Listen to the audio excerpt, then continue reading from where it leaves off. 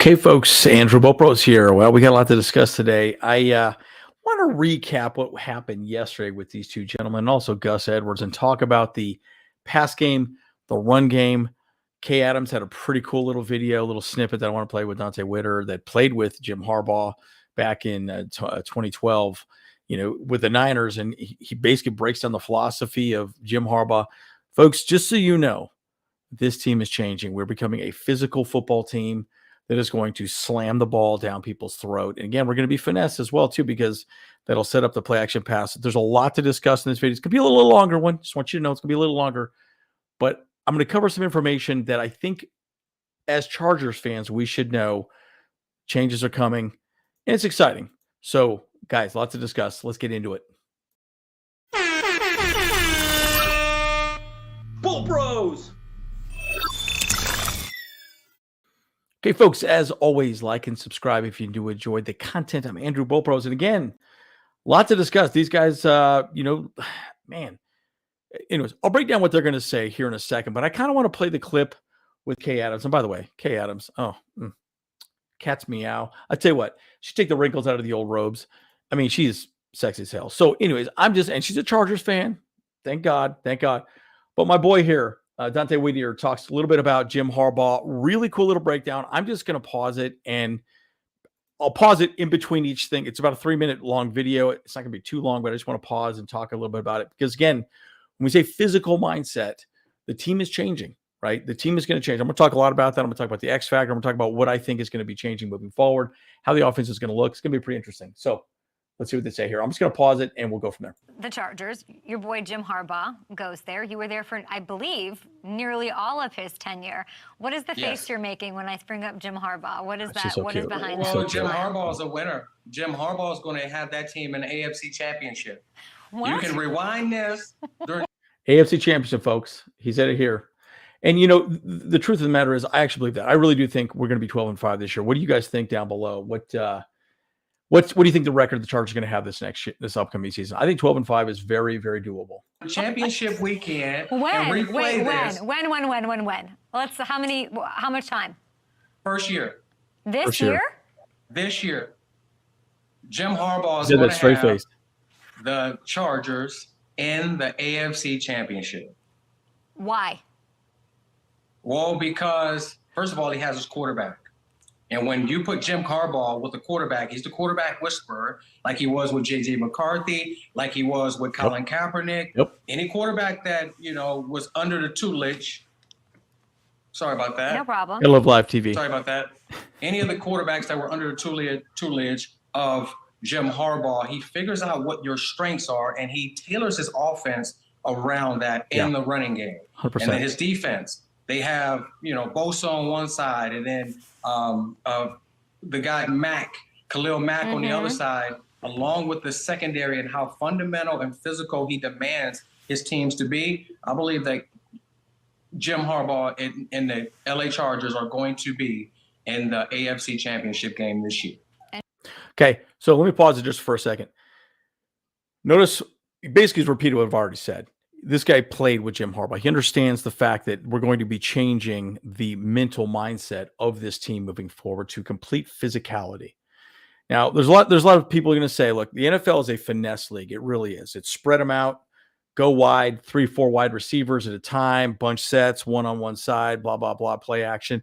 You see what the Dolphins are doing, all the pre-snap motion. And again, Jim Harbaugh is going to be doing a lot of that as well, too, to confuse the defense. But it's going to be pretty interesting to see how physical we're going to be. And again, the physicality isn't just a physical body. These are all physically strong human beings, but it's also the mental mindset, understanding that your body can take more punishment and continue to press forward and play that physical game. Again, guys, even Hayden Hurst said it last week.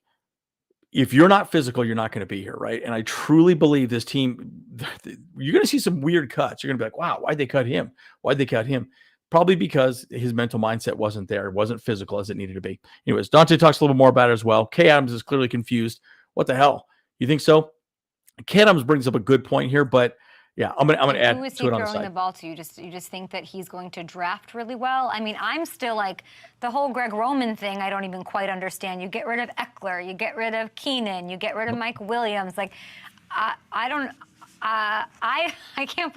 I'm a little stunned that that's what you're saying. Stunned. We're just going to. God, she's so cute. She's so cute. Come on now. Come on now. Oh, I got to shoot her an email. Okay, hit me up. Anyways, but she brings up a good point. All of Justin Herbert's weapons are gone, right? His response is perfect. In fact, I'm just going to pause. Okay, I'm too cute. Anyways, let's see what Dante says here. It's going to be interesting because you're right. Brady and Bischoff also said that there's still more weapons and things that need to be filled out to fill out the room in general. It's going to be happening in the draft, but Dante Wader has a really good point here. Going to be some young players that he's going to demand a lot of, and he's going to draft some guys. They're not really done shuffling around that roster over there either. I remember when we all 100%. Came together, 2012, we didn't have any expectations, and we ended up in the NFC Championship. Nobody expected our quarterback position to do anything, and they really led the team. And then our defense, we stepped up. When you win football games as a head coach like Bill Belichick or Harbaugh brothers, there's not a reinvention to the game of football. It's old school football, old school discipline, technique, and the knowledge of the game. And that's what Coach Harbaugh has over every other coach on any level of football, is just that intricate knowledge and the way that he motivates his team. So look out for those Chargers. I'm stunned. They were a 5-12 team. Obviously, Jim Harbaugh came. Okay, so we'll pause it there. I think that's probably all we need to show. Look, the reality is this. He brings up a good point. He's an old school coach. He is, right? But the whole focus is he's going to play old school football and smash the ball downfield. Now, there's very few teams that really do that now. I'd say the Niners do it. The Eagles do it. Clearly, the Ravens do it. We're going to be Ravens West, essentially, but we're going to be doing our own little wrinkle on it because I think we have a better quarterback than Lamar Jackson. Lamar Jackson's a good quarterback, but he's more of a running type of quarterback. But again, going back to these gentlemen, let's talk a little bit about what they're going to do. And again, with the physicality mindset, there's going to be a lot of, caveats to that conversation. But again, Mark Trestman, you cannot diminish what this gentleman's going to be bringing to the game in the passing game coordinator. So I'm going to talk about the passing game first. Mark Trestman's very, very, very good at the passing game. He's more of a, what do you want to call him? Kind of a hybrid senior advisor, right? So, Brady clearly is running the passing game, but Trestman's going to be there to sort of add some wrinkles to it as well, too. The interesting thing about the Chargers have one of the largest coaching staffs in the NFL now, which is interesting because, again, I clearly believe Jim Harbaugh believes a lot of these coaches are going to start getting picked off and pulled into other NFL teams, especially if we start winning, guys. Let's say we go 12-5, even if we don't make it to the NFC Championship game. Guys, I promise you that a lot of these guys are going to be picked up for other, offensive coordinator positions, maybe head coaching positions, assistant coaching positions across the board. So Trestman is there also to potentially step in. Let's say, maybe Brady's gone next year. Okay. Trestman will have to be the passing game coordinator or something like that. Right. So they're building a funnel of coaches. So, if one or two pieces go, the core coaching staff is still available and you can just bring other people up and allow them to, step into position, which I think is very smart because you continue on with that tradition of the coaching staff. But again, Brady, by the way, doesn't he look like Tiger Woods? I swear to God, he looks like Tiger Woods. I should have had a photo next to him. He looks like Tiger Woods to me. But anyways, let's talk about what he said specifically, because I do think it's interesting. He talked quite a bit about Justin Herbert. But one of the things that he says that they are bringing the coaching staff together. Again, the run game and the pass game are working together. We all know that, of course. But as a coaching staff, we're working together. Brady said there are titles, but we're going to be working together, running game, passing game. This is the good point, right? Yes, you want to marry both pass game and the run game to make things look alike.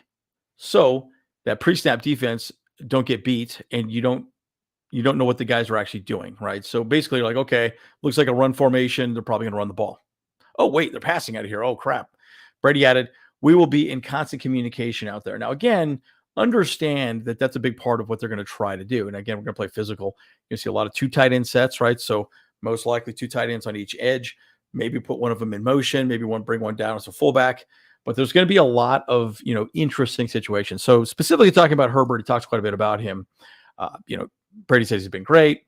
They're learning the playbook, right? Again, they have all sat down, Greg Roman, Brady, Trestman, they've all sat down and made, terminology for every single play.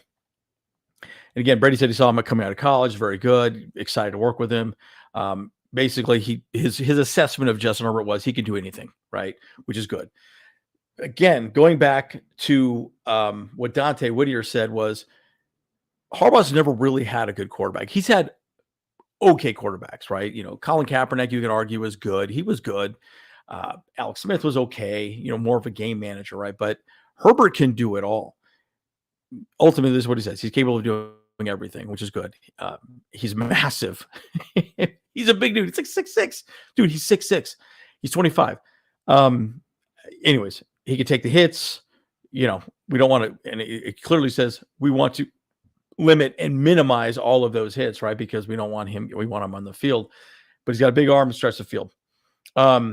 He works well in the quick game, which is a big part of it, which I really think Quentin Johnston's a big part of what we need to do with him specifically, right? So, going to that conversation, I think Palmer is going to be a big part of our, season moving forward. Clearly, I think Palmer legitimately is going to have a bang-up season. Now, again, we're going to have to see what happens in the draft.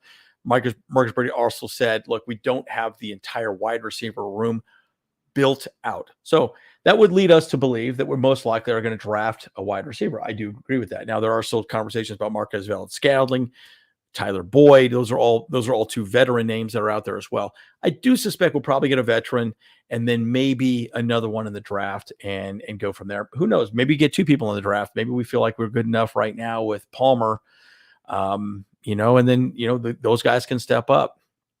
But again, Brady added the very end. I'll wrap up the wide receiver conversation with again. I think Quentin Johnston is going to have a breakout season as well too. But we have to maximize that, complement with a good running game, and we can get a chance to be pretty good with him. Right? Again, bottom line, guys, if you have a good running game, it opens up the passing game. Well, why does it do that? Because everyone's going to sneak up. The safeties have to come down, and they're going to say, "Oh man, here we go. Let's go get it. This is going to be a run." Nope, it's pass. And then, you could throw it over the safeties. They're going to be completely open. They're going to be down in the box. And so you have to understand you can't really win without one or the other. You have to be effective at both. And that's where the Chargers have struggled so much. I just posted something on our YouTube page today. I think we were 31st in the league in push off of our offensive line. We did not play physical. Okay. So that has to change, right? We talk about physical football. That has to change ASAP. So, and again, I think Quentin Johnston, is more of a finesse guy. He's a big dude, right? He needs to be able to use his hands more. If you look at like the videos of Marvin Harrison Jr., he does a very good job in that first 5 yards to get physical with the corner. So if he comes at him, he can just push him out of the way, get him moving one direction, and then he could juke him the other way, right? And he does a good job of doing that. Quentin has a lot of mass and a lot of length. He needs to get more physical at the line. So I'm really hoping we see a little bit more of that with him as well, too. Again, his route tree, his route progressions were good. Okay. He does have good hands in the short yardage play, but again, over the top, had a hard time tracking the ball. We saw that a little bit last year. Anyways, I don't want to talk too much about that, but I do think Quentin Johnston will probably limit his route tree, route progression a little more, and it'll be interesting to see how he progresses this season. I do suspect he'll have a good year, but we shall see. So let's talk about the running game. I think there's a lot to be said about this, folks. I do think the running game is going to be pretty interesting because I do think that in short, we have a lot to discuss as far as the running game is concerned. Because I do think that bottom line, Andy Bischoff talked quite a bit about really how we're going to change the way we think of the Chargers and the way the Chargers are going to be actually utilizing and training moving forward. So this is a good little clip.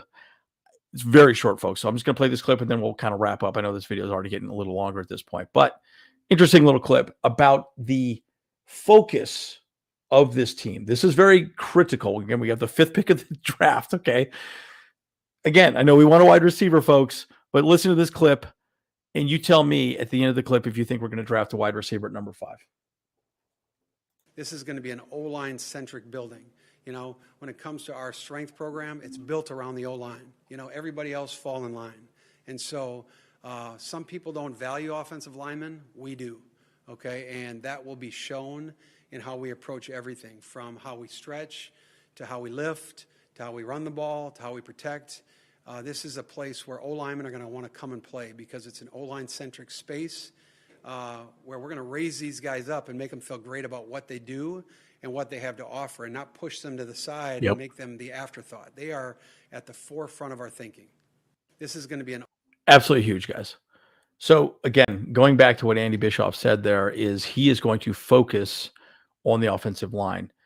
And again, we keep talking about physical football. What does that really mean, guys? The offensive line, right? Again, Harbaugh even talked about it. He called it a fist, right? He said five fingers makes a fist, but secondarily, that's the one position that everyone relies upon to be successful, right? So again, do I still think we draft a wide receiver? Yes, but I think it's because we have let go of some very big weapons for Justin Herbert. So I'm very curious to see how that plays out. But if we trade back, who knows? We might get someone like Talasi Fuaga or maybe JC Latham. Who knows? We'll see how it plays out. But again, you're going to see a big change with this team, right? Physicality is going to be a big part. I'm going to talk more about physicality here in a second. And again, one guy to talk about right here, Gus Edwards. Gus Edwards talked yesterday as well. There was a funny question that was asked to him that I kind of sat back and I'm like, wow, it's really not a great question, but it made me think a little bit. Basically, he said, well, how are you like Austin Eckler? I was like, And he kind of goes, yeah, I'm not like Austin Eckler. He essentially just says, yeah, I'm not Austin Eckler. They're completely two different running backs. This guy is a bowling ball. Okay. Think of him. He's a bowling ball going down the lane and going to knock the pins down. That's what he does. Austin Eckler was finesse. He was just bouncing around. But it just goes to show you guys, remember what Austin Eckler said when the coaching staff came to him, we're going to go a different direction, essentially, right?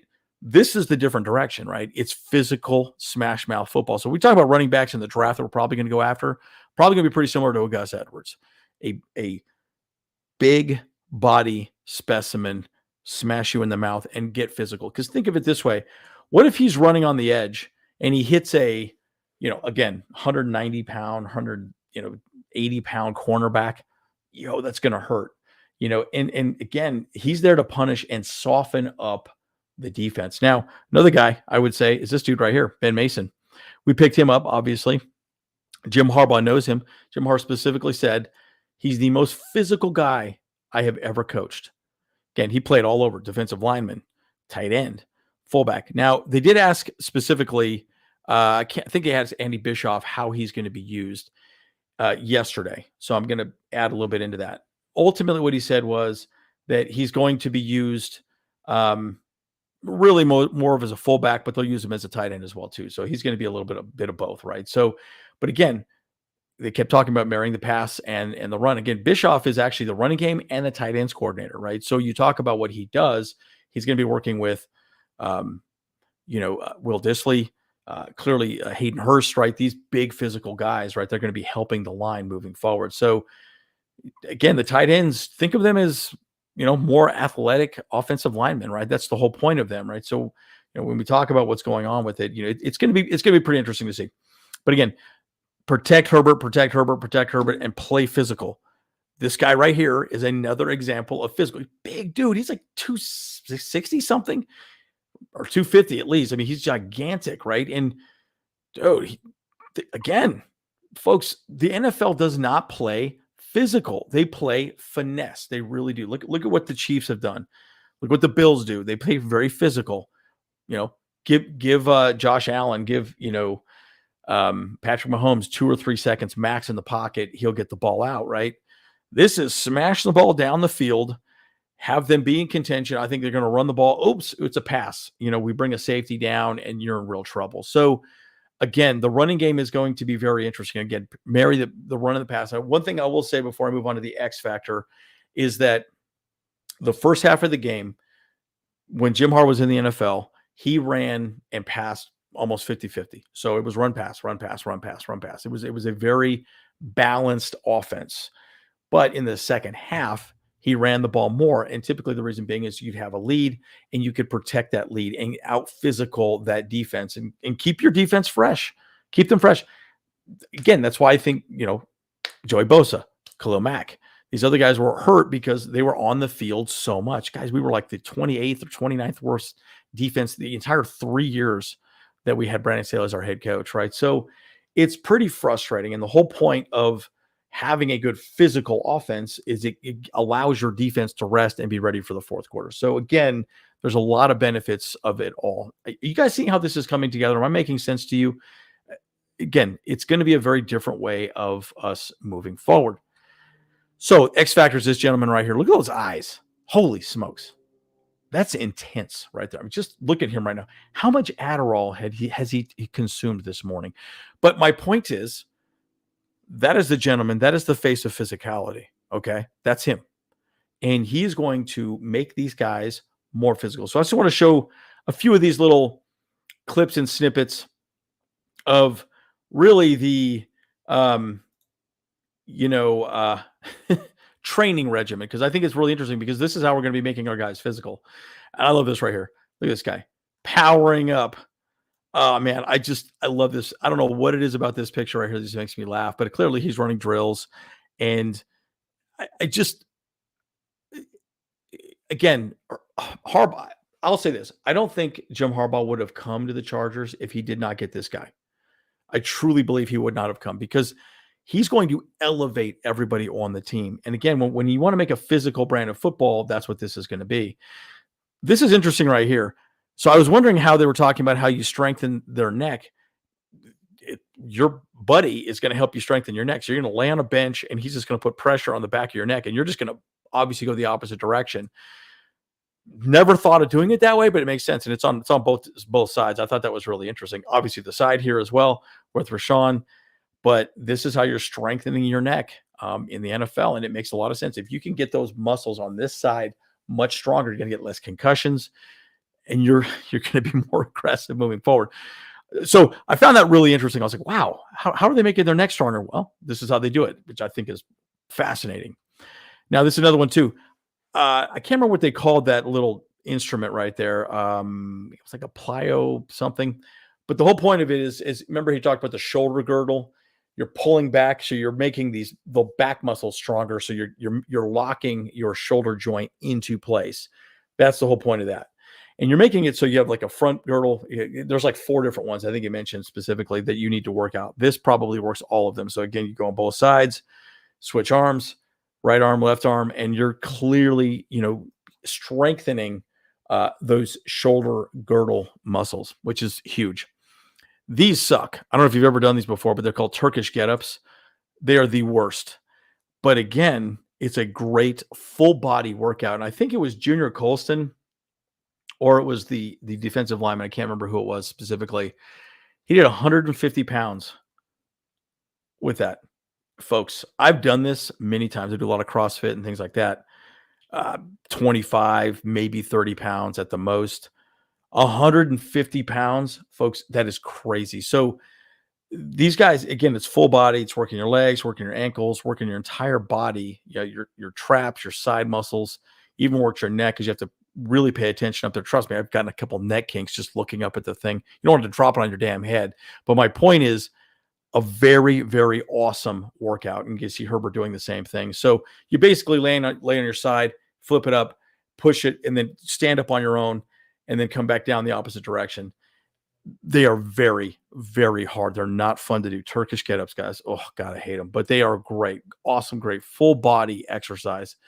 And again, you see the entire team doing it. I think it's Brevin Allen right here.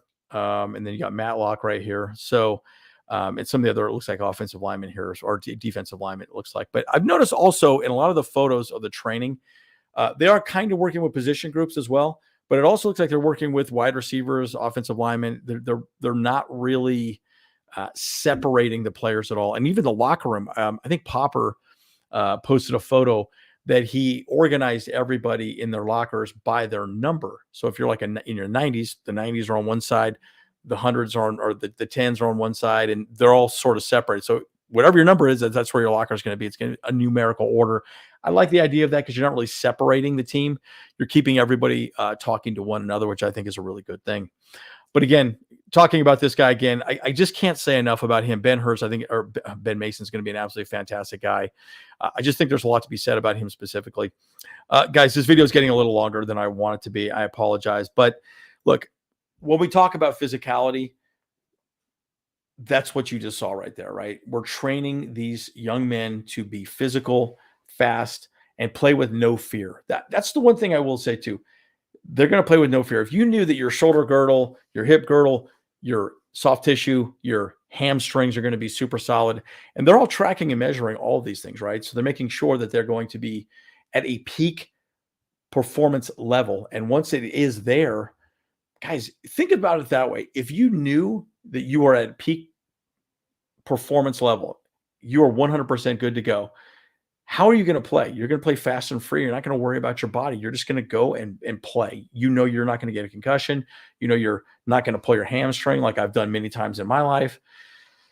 Guys, there's just a lot to discuss on this. But again, physical. That word physical is going to continue coming up moving forward. These guys are going to play absolutely smash mouth physical football.